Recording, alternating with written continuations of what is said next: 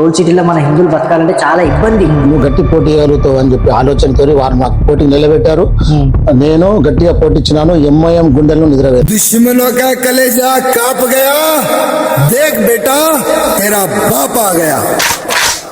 RSS లో పనిచేసిన నేను హిందువుల గురించి కులాన్ని పక్కకు పెట్టి మతం ధర్మము భారత మాత గురించి నేను పనిచేసింది. నేను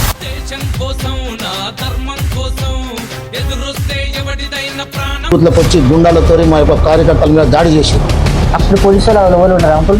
పోలీసు వాళ్ళు ఉన్నారు, ప్రేక్షక పాత్ర పోషించారు. పోలీసు వాళ్ళందరూ కూడా ప్రభుత్వ ఆఫీసర్లు కూడా ప్రేక్షక పాత్ర పోషించారు. ఈ మత ఛందస్సవాదులను సృష్టించింది ఎంఐఎం పార్టీ.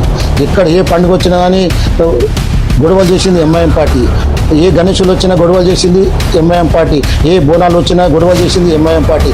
ఈ ఒక్కొక్క హిందువు 100 మంది శత్రువులకు ఒక గట్టి గుణపాఠం శక్తివంతులం మేము అందరం కూడా.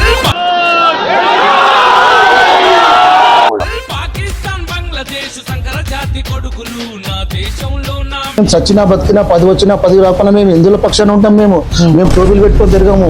ఎంఐఎం గెలిచిందంటే ఇప్పటి వరకు నిజాయితీ ఓట్లతో గెలవలేదు. పోతే చాతకాంత దద్దమ్మలాగా ఎంఐఎం క్యాండిడేట్లు ఎంఐఎం కార్పొరేటర్లు పరిగెత్తిరాడు. ఇప్పుడు జంగమేట్ అంటే నాకు కుడి భుజం అని చెప్పి అక్బరుద్దీన్ ఓవైసీ గారు అన్నారు. అట్లాంటి జాగాలో మీరు గెలిచే పొజిషన్ ఉందంటే అరే వానికి అక్బరుద్దీన్కి కుడి భుజం లేదు, ఎడమ భుజం లేదు, వాని భుజం వానికే లేదు. వాడేం కూర్తాడు దేశం గురించి, వాడేం చేస్తాడు, ఓటు సీటుకు వాన్ చేస్తాడు. వాని బతుకులా, వాని అయ్యే బతుకులా, వాని బతుకులా. ముస్లిమ్స్ వాళ్ళకు ఓట్లు వేస్తారన్న మాట వాస్తవం కాదు.